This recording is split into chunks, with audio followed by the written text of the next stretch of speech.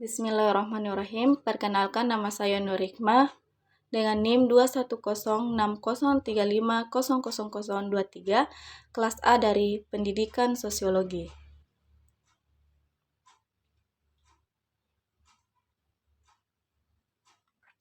Judul materi yaitu Teori Bunuh Diri dari Emil Durkheim. Emil Durkheim merupakan tokoh sosiologi klasik yang terkenal dengan teori bunuh dirinya. Dalam bukunya Suicide, Emil mengemukakan dengan jelas bahwa yang menjadi penyebab bunuh diri adalah pengaruh dari integrasi sosial. Teori ini muncul karena Emil melihat di dalamnya lingkungannya terdapat orang-orang yang melakukan bunuh diri, yang kemudian menjadikan Emil tertarik untuk melakukan penelitian di berbagai negara. Peristiwa bunuh diri merupakan kenyataan-kenyataan sosial tersendiri yang karena itu dapat dijadikan sarana penelitian dengan menghubungkannya terhadap struktur sosial dan derajat integrasi sosial dari suatu kehidupan. Terdapat 3 alasan orang bunuh diri menurut Emil Durkheim, yaitu: pertama, karena alasan agama. Dalam penelitiannya, Durkheim mengungkapkan perbedaan angka bunuh diri dalam menganut ajaran Katolik dan Protestan.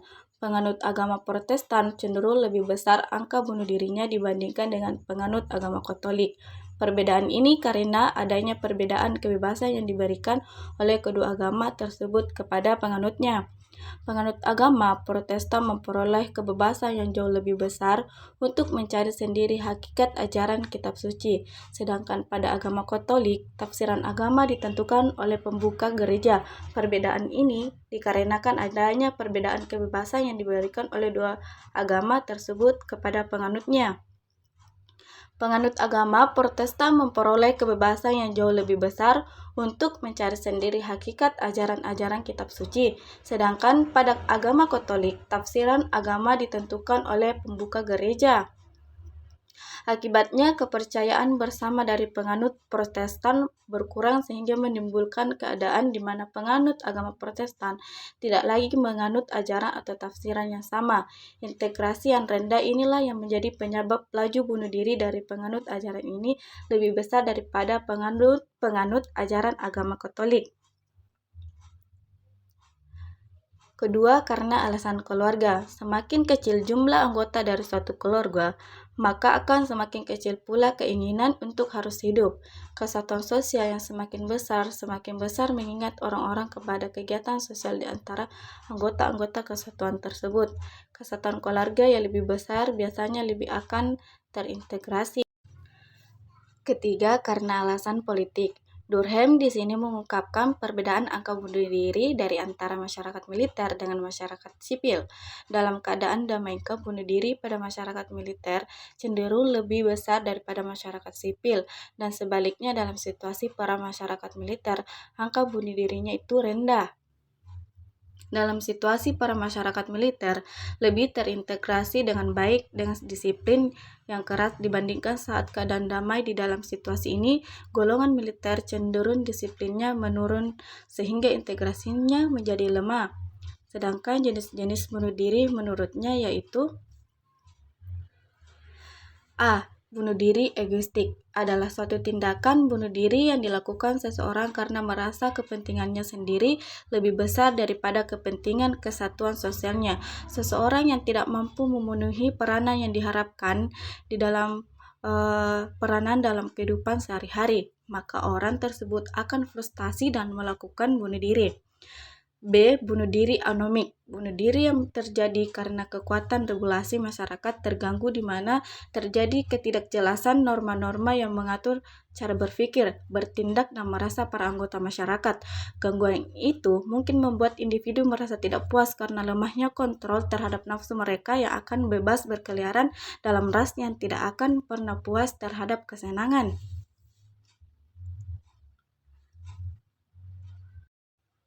Menurut Durkheim, suatu keadaan anomik dapat dilihat dari indikator ekonomi maupun domestik.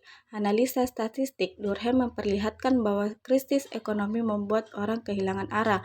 Dalam keadaan seperti ini, ungkap Durkheim, mereka harus beradaptasi dengan kondisi yang menimpa mereka, yaitu kondisi yang sangat menyiksa. Mereka membayangkan penderitaan karena serba berkekurangan.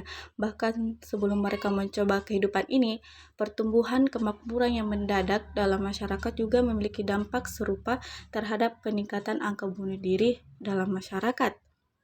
Pertumbuhan ekonomi yang mendadak membuat tatanan moral runtuh, sementara tatanan moral yang baru belum berkembang untuk menggantikan tatanan moral sebelumnya. Misalnya, seorang karena diperhatikan dari pekerjaannya kemudian memutuskan untuk bunuh diri. C. Bunuh diri altruistik. Orang melakukan bunuh diri karena merasa dirinya sebagai beban dalam masyarakat. Contohnya adalah seorang istri yang melakukan bunuh diri yang telah ditinggal mati oleh suaminya, serta juga bunuh diri yang dilakukan oleh orang Jepang, yaitu bunuh diri yang dilakukan oleh anggota militer demi membela negaranya.